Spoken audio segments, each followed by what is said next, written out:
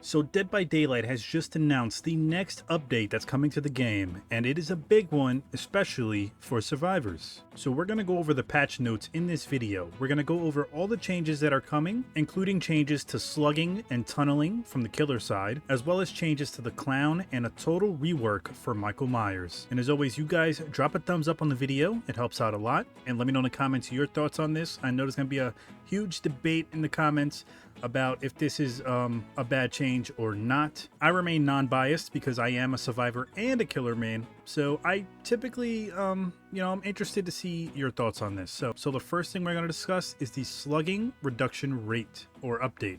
So slugging, if you don't know, is when a killer knocks down the survivor and just leaves, and he leaves them there on the ground. Apparently that's a big problem and they had to nerf it. So the changes they're making to this is if a survivor is left in a dying state for a total of 90 seconds or more during a match, they gain the ability to pick themselves up after fully recovering. So if the killer leaves you down and unattended for 90 seconds and you have your recovery bar all the way up, then you will be able to actually get up without having any of those perks that you need to get up, as long as he leaves you down for more than 90 seconds. They also gradually increased crawling speed for survivors who are left in the dying state. So, like I said with tenacity means you can crawl faster while you're in a dying state. Now they're going to make it so you naturally crawl faster when you're in the dying state. So when you're crawling, you're going to crawl a lot faster than you did before, without needing a perk. And then they added the ability for survivors to recover while crawling. Recovery now occurs passively with no need to hold a button. So typically, I don't know if you're on controller or keyboard, but you have to hold a button to recover. And now you won't have to. So you crawl and the recovery bar goes up automatically. They did say they updated several survivor and killer perks to account for these changes. So who knows, when the update comes, we'll see what changes they made to the perks and I might make a separate video. Now we talk about the tunneling reduction update. So if you guys don't know what tunneling means, it's when the killer just focuses on one survivor. Let's say he chases you down, he hooks you, a teammate unhooks you, and the killer still goes after you instead of going after anyone else. So that's pretty much tunneling, which always been a big problem in this game since like it first came out. So I understand the frustration on the tunneling aspect. So here's the changes. When a survivor is now hooked, their hook status is hidden from the killer. When they are unhooked, there is no notification and their hook status isn't revealed immediately. So I'm assuming this means when a survivor is unhooked, the killer does not get a notification that they're unhooked. I guess unless he's paying attention to the left side where you can see the players that are hooked, but I can't wait to see more of that when the game comes out exactly. But it is disabled once all generators are completed. Now, unhooked survivors gain the following effects for a limited time. You gain haste and endurance, which has always been a thing, and elusive status effects. You get no collision with other players, killer and survivor. You get immunity to killer instinct and sees the killer's aura nearby. So when you get unhooked, you could now see the killer's aura nearby, but these effects are lost when the affected survivor performs a conspicuous action. I'm assuming they're talking about like gen repairing and stuff like that. And all of these effects, except haste and endurance, are disabled once all generators are completed. And they're adding a unique effect to the killer hook state UI that indicates the last survivor they hooked.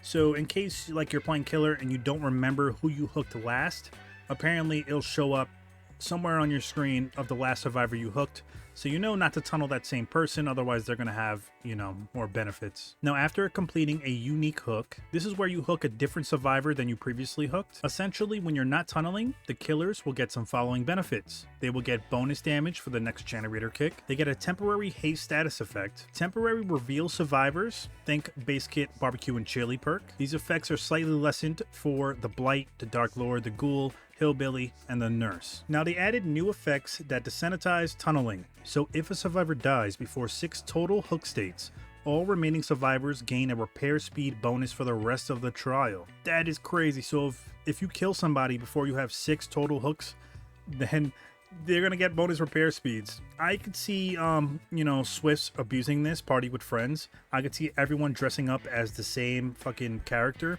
and then the killer's not gonna know who is who, and accidentally tunnel somebody, I could see this being abused. So hopefully that repair speed bonus is not too much. If the survivor that was last hooked is sacrificed or killed, generators cannot be regressed or blocked. So what that means is if you tunnel a survivor and you hook him and he gets killed, because you tunneled him, generators, you will not be able to actually kick them and regress them or block them. It doesn't say for how long, it just says you won't be able to regress or block. And then they updated several survivor and killer perks to account for these changes. Now some of these stuff I actually agree with, some of them worries me. Now the elusive status effect, which is a new status effect that silences your grunts of pain, suppresses survivor aura, pools of blood, and scratch marks.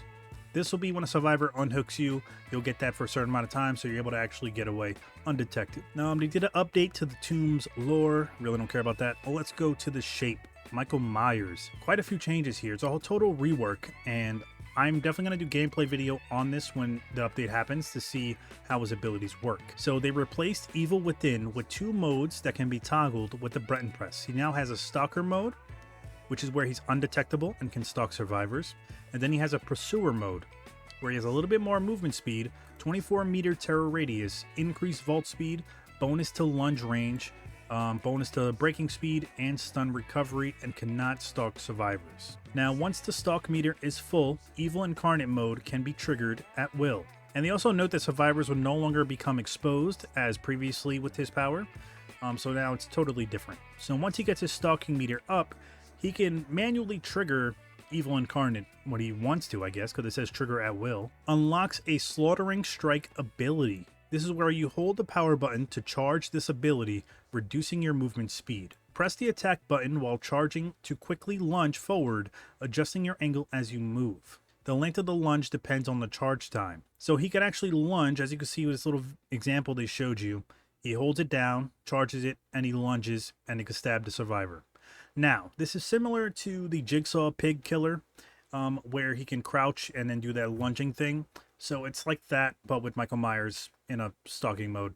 But if a survivor enters the killer's attack range while lunging, they are knocked into the dying state. So does that mean it's a one-hit?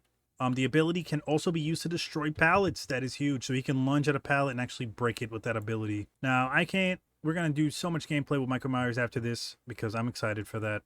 The Clown did get a minor update. They increased the activation time of the Afterpiece Antidote, increased how long the Afterpiece Tonic's hindered effect lingers after leaving smoke. The Unknown did get a slight update as well. They increased the additional time added to weaken when injured.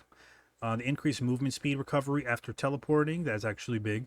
Increased camera vertical range and adjusted several add-ons. So as you can see from the little demo video, when he does that spit thing, when he spits that ball out, it has a crazy range now. And then the Dark Lord.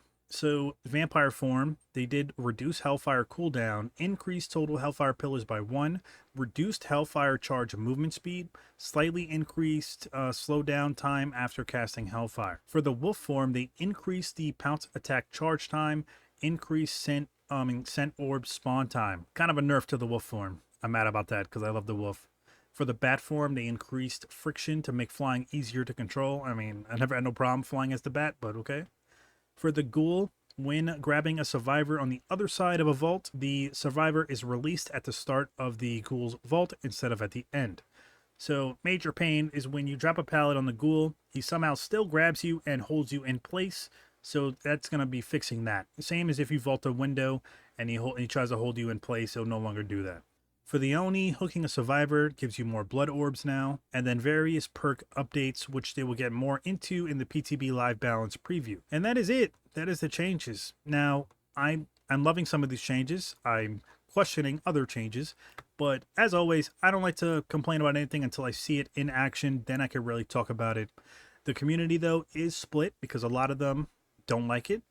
A lot of them do like it. So I covered this game in the past. I haven't really covered it in a while, but we're going to start getting back into this game. So I eventually will be doing more Dead by Daylight content. Make sure you subscribe, hit the notifications bell, and let me know in the comments what you think of the update. Thanks for watching.